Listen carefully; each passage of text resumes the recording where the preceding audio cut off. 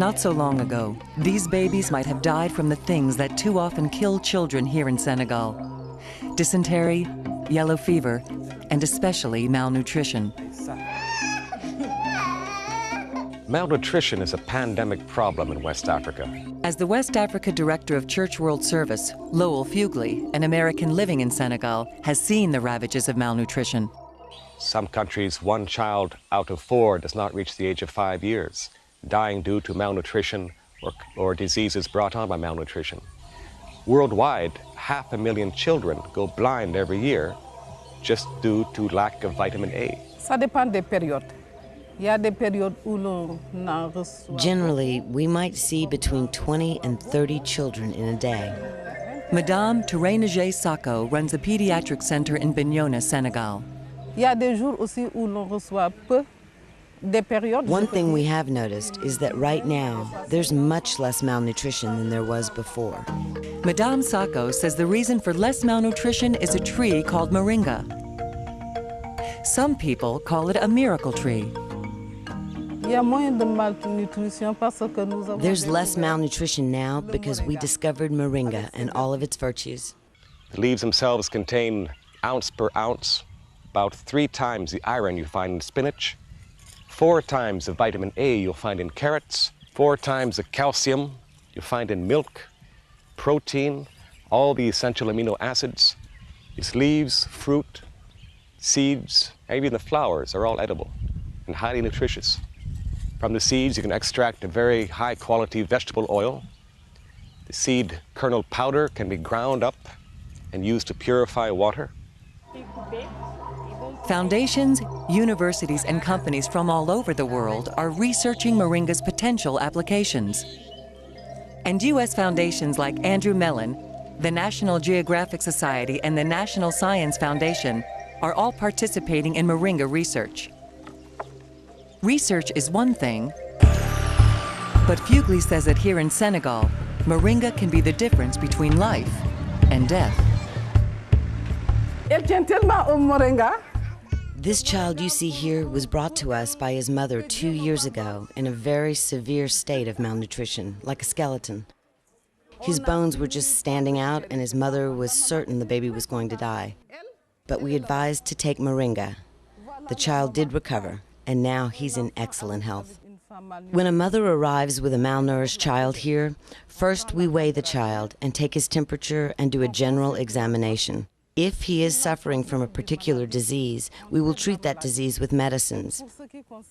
And then we will counsel the mother to put the child directly on Moringa. The mother will thereafter return with the baby periodically for checkups.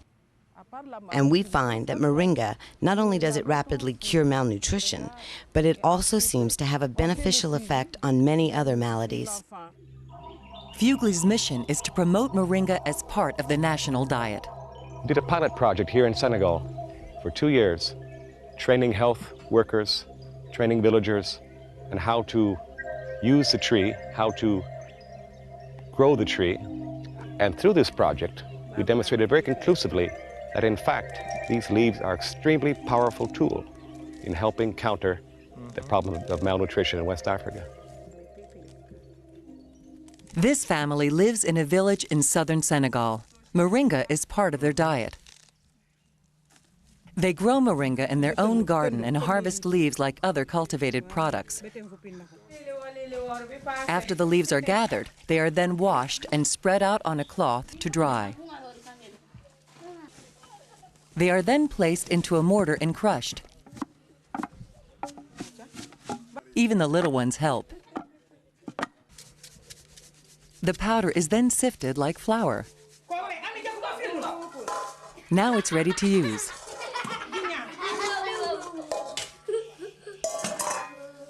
In this case, it's used as a spice over the evening meal.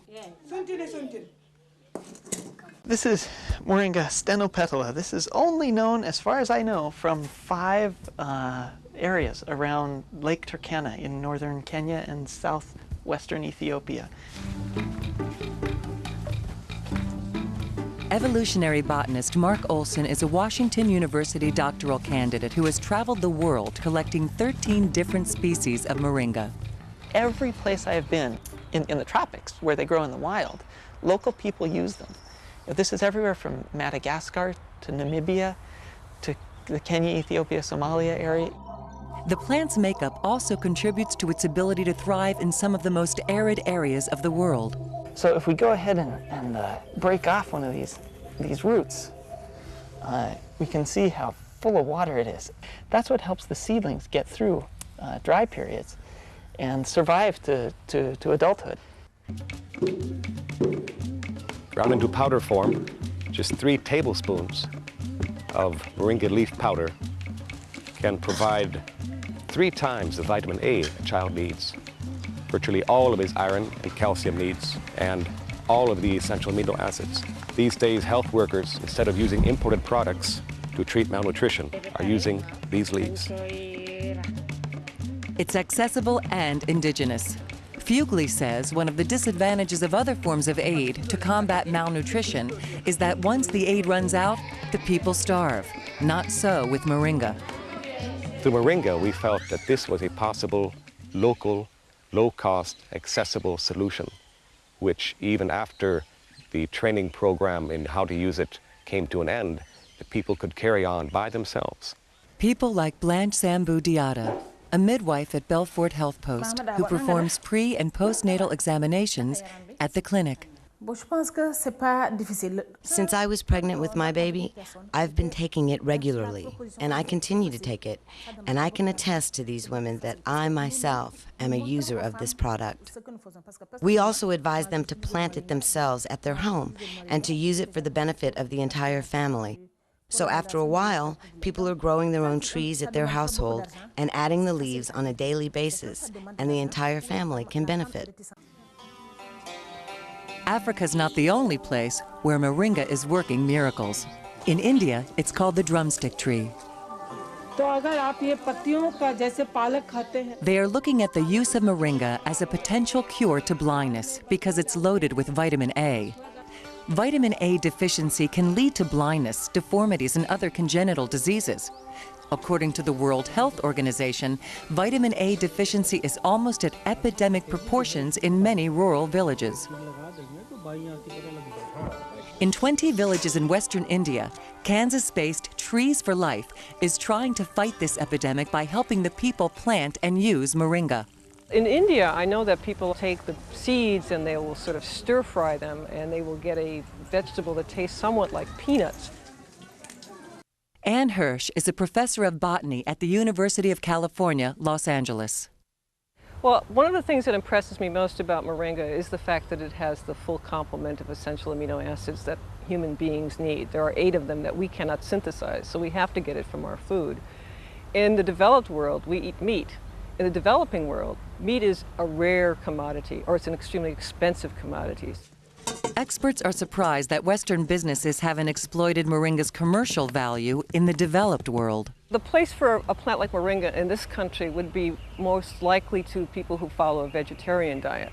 The protein could be processed and added to all sorts of different kinds of drinks or protein supplements that I know a lot of people purchase.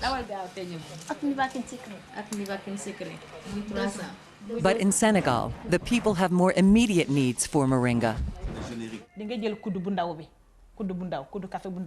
The mother should take a spoonful of powder morning, afternoon, and night every day.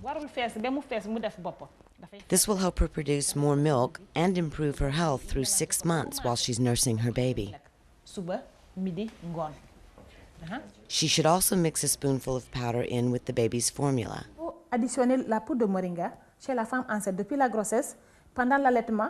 We encourage pregnant women to start taking Moringa while they're pregnant, after they give birth, while they're breastfeeding the child, during the child's weaning period, and afterwards.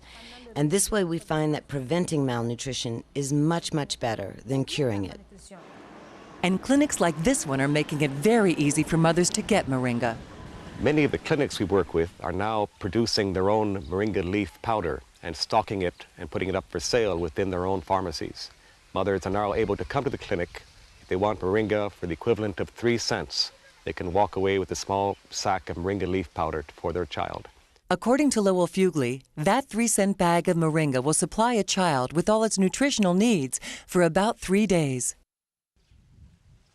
Even though the moringa grows wild here, Fugle's not leaving anything to chance. This particular moringa plantation was installed near the village of Kubalan in southern Senegal. We did this in collaboration with the women of the village. The women helped us plant the trees. We helped them put in wells and irrigation system for the gardening project. Fugle has even set up a moringa processing plant to help larger numbers of people. You can seed moringa in prepared beds every 10 centimeters or 3 inches. It's 100 plants per square meter. And once these plants reach a height of 3 feet, a meter or less, you can cut them back to about 10 centimeters off the ground, harvesting the green matter, drying it, and then pounding it into leaf powder for use in your clinics or households. Once you've cut this back, the stumps will regrow, and 8 weeks later you can have another harvest. In this way you can have continual harvesting, up to 9 harvests every year, which Fugle says produces about 650 tons per hectare, or 2.5 acres. My own estimations is that 1 hectare of this intensive leaf cultivation can satisfy the vitamin A needs for up to 15,000 children.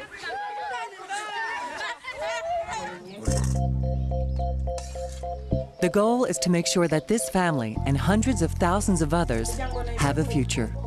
The idea to find a food, a perfect plant, that can satisfy people's hunger and give them all the protein nutrients that they need is of great importance. If I had set out to design a tree which would be of maximum benefit to mankind, I'd be hard put to do better than the Moringa lifer tree.